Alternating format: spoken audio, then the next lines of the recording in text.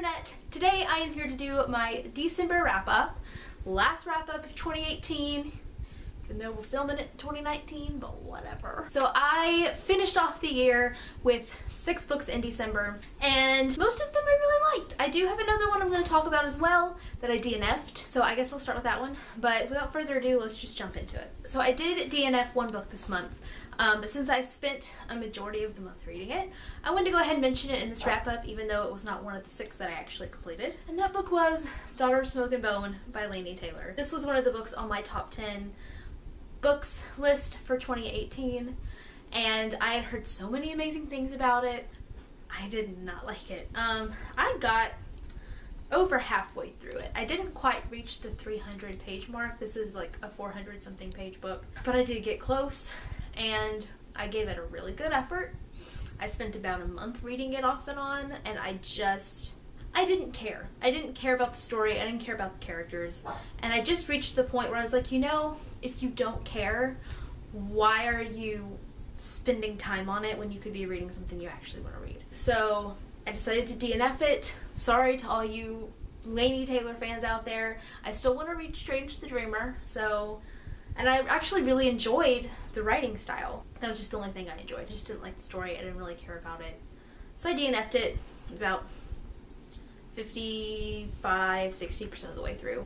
But I didn't want to mention it because I did get quite into it. It's just not my style of preference. It's not my preference. It's not something that, this type of fantasy isn't really the kind of fantasy that I enjoy. And that's okay. I gave it a shot, but it was disappointing because I really wanted to like it. But anyway, let's talk about the books I actually did read. So I started off the month with 'Tis the Season-a-thon, which was a holiday readathon I participated in, and I finished 2 books for that. The first book I read was the audiobook I read for 'Tis the Season-a-thon, and that book was actually a reread, and that is A Christmas Carol by Charles Dickens. I have not read this book since I was in 7th grade, so even though it's a reread, it's been a hot minute since I've read it.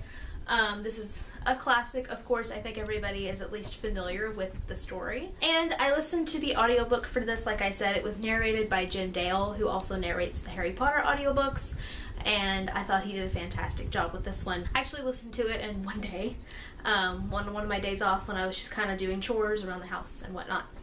I just kind of listened to the whole thing, and it was great. I really enjoyed reading this story again. I think it is a really great classic, and I gave it 5 out of 5 stars. And the second book I read for 'Tis the Season-a-thon was A Court of Frost and Starlight by Sarah J. Maas. This is a novella that takes place after the Court of Wings and Ruin, that ended that first trilogy she wrote.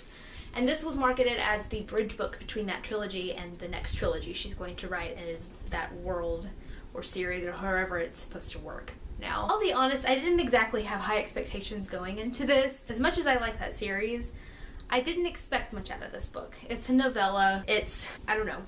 It's just, nothing happened, basically. There was no plot, really. It was just basically Feyre and Rhys and the gang celebrating the winter solstice, and they kind of celebrate it like Christmas. It's very similar to that. It was a good time to read it, but nothing happened in it. And as far as it being the bridge book between series, I don't really see how there was very little bridging. It was mostly just Feyre and Rhys dealing with the aftermath of A Court of Wings and Ruin, there was a lot of shopping, there was a lot of sex, and maybe like this much of like a glimpse of what the next series will be about. So I didn't much care for it. I liked being back in the world. Nesta just did nothing but piss me off the whole time. Rhys spent the entire book being super horny to the point where it was actually laughable. But it was basically just sexy fluff. I only gave this 3.5 stars, which I actually feel like is kind of generous, and I mostly did that because I do enjoy this world and I do enjoy these characters. It just wasn't much of anything. But I had heard a lot of people say that, so I was kind of expecting that. At least it wasn't a disappointment. But anyway, I'm gonna move on. The next book I read was another audiobook, and that was Crazy Rich Asians by Kevin Kwan. Funnily enough, when I went to see this movie, back at like the end of September. I put a hold on the audiobook then, and it took 3 months for me to get it. So I finally got to listen to this month. If you live under a rock, Crazy Rich Asians is about this girl named Rachel Chu, who has been dating Nick Young for about a year, and Nick's best friend is getting married, so he asked Rachel to come with him to Singapore for the wedding and to meet Nick's family. But Rachel doesn't know that Nick's family is insanely rich, so it's a bit of a shock. And it's basically kind of like a rom-com. I really liked the movie. It was one of the few instances where I saw the movie before I read the book, but after seeing the movie I enjoyed it so much that I decided I wanted to read the whole trilogy. So I picked up the first book. I was actually surprised at how different it was. Like, the overall plot is the same, but there are a lot of details that were different from the movie. And I get why they made the changes they did, because I feel like the changes they made do work better for film, but it was interesting to see the differences, and I enjoyed that for the most part. There was a little bit more backstory on some of the more unlikable characters that I really just didn't care about, and I was ready to just move past it so we could get back to the story. Kind of like with the movie, I spent a good chunk of it just being mad at Nick for not preparing Rachel at all for what she was in for. But I still had just as much fun listening to this as I did watching the movie, and I can't wait to continue on in the series. And I ended up giving Crazy Rich Asians 4 out of 5 stars. The next book I completed was, shocking, another audiobook. And that book was The Voyage of the Dawn Treader by C.S. Lewis. This is the 5th book in the Chronicles of Narnia series, chronologically, and the 3rd book in publication order. I have been reading these books on audio all year, and I finally got The Voyage of the Dawn Treader. I've actually had this book on a couple of months TBRs, but every time I would get a hold of the audiobook, I had like 4 other ones, and I didn't get a chance to read it before it was due back. But I really enjoyed this series on audio. There's a different narrator for each book, and so far I've really liked all the narrators. With this book, this was a reread for me. I reread the majority of these books when I was about 11 and 12. So it has been a while, and I've forgotten a lot of the plot. With The Voyage of the Dawn Treader, I definitely enjoyed this one. I always enjoy being back in the world of Narnia. I did get a little, not really bored, but I spaced out a lot in the middle. It may have been out of boredom, I'm not really sure. But I enjoyed seeing Edmund and Lucy again, and of course Caspian and Reefy Cheap. Eustace was there. He gets better. He's not my favorite character. But yeah, it wasn't my favorite book in the Narnia series, but I did enjoy it, and I ended up giving The Voyage of the Dawn Treader 4 out of 5 stars. The next book was another audiobook and another reread for me, actually, and that book is One Dark Throne by Kendara Blake. This is the 2nd book in the 3 Dark Crowns series. I decided to reread 3 Dark Crowns and 1 Dark Throne before I went into 2 Dark Reigns, which came out a few months ago, because I felt like I didn't remember enough. And with this book, I actually did forget quite a bit, so I am so glad I decided to reread this book. The audiobook I thought was pretty good. I liked the narrator a lot, and I am so glad I decided to read this book again. There was a lot that I forgot.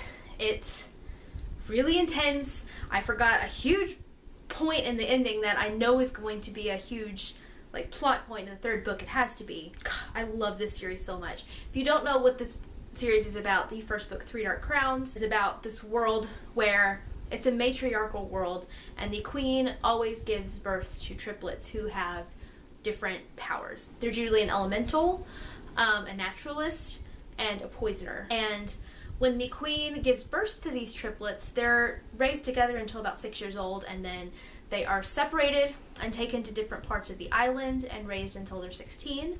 Once they reach the age of 16, they start what's called the Ascension Year, and it gives the queens, the 3 queens, a year to basically kill each other, and whoever survives gets to be the next queen of the island. You follow all the perspectives of the queens and a few other characters as well. It's a really intense story. I really, really love this series. I gave this 5 out of 5 stars once again, and now I am dying to read the next book, and I also want to read the novellas. And the last book that I read in December, and my last book that I read last year, was The Language of Thorns by Leigh Bardugo. This is a collection of short stories that take place in Leigh Bardugo's Grishaverse. It's basically fairy tales that the Grisha would have heard growing up. I had been meaning to read this book for months. It's been on several TBRs. I finally read it. I really wanted to finish this book in 2018 because it'd been on so many of my TBRs and I just never got around to it. I actually really enjoyed it. There are a lot of similarities to our own fairy tales in here. Like there's one that kind of has some nods to The Little Mermaid. There's one that has a lot of nods to the Nutcracker, and so on and so forth, but they are also completely different. So you can tell where the inspiration came from, but Leigh Bardugo made it her own and took it in a whole different direction. Probably my favorite thing about this book is each of the fairy tales are illustrated, and it starts out with just a small graphic, and then as you go further on it gets bigger and there's more added to it, and then by the end of the story there's a whole border and then a final picture at the end. And that was just really cool because it also, the elements that are added into the border go along with what's happening in the story. It was brilliantly done. Yeah, I'm really glad I finally decided to read this. It was an amazing addition to the Grisha world, and I gave it 4 out of 5 stars. I really enjoyed it. So that is it for my December wrap up. Let me know down in the comments what your favorite book you read in December was, and I will see you guys next time with another video. Bye.